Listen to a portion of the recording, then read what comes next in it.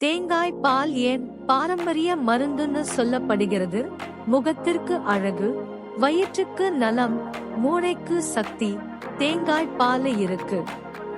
தேங்காய் பால் இருக்கும் lauric acid கொழுப்பு சத்துக்கள் உடலுக்கு உள்ளிருந்து உடலுக்கு தேவையான நீர்ச்சத்து கொடுக்குது.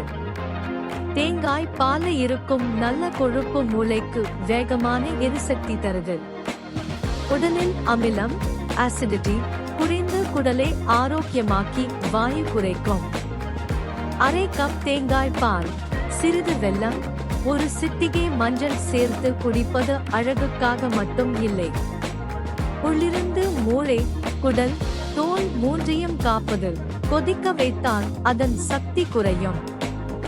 ஆயுர்வேதத்தில் இது சீத குளிர்ச்சிதன்மை, ஸ்னிக்த ஈரத்தன்மை மற்றும் மதுர இனிப்புதன்மை குணம் கொண்டது.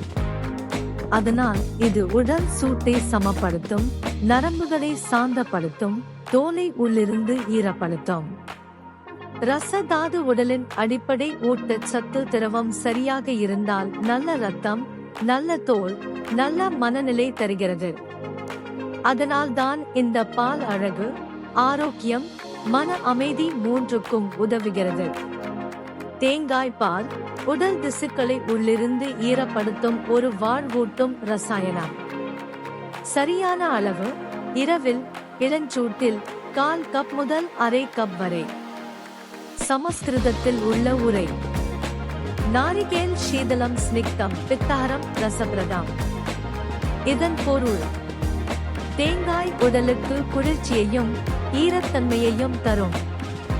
பித்தத்தை அடக்கி உடல் திசுக்களுக்கு சத்து வழங்கும். தேங்காய் பால் குடிப்பது தோலுக்கும் மூளைக்கும் குடலுக்கும் ஒரே நேரத்தில் மருந்து. ஆனால் சரியான நேரத்தில் சரியான அளவில் மட்டும் எடுத்துக் கொள்ளுங்கள். இயற்கையோடு இணைந்து வாழ்வோம். இன்னும் பல இயற்கை ஆரோக்கிய தகவல்களுக்கு தொடர்ந்து இணைந்திருங்கள்.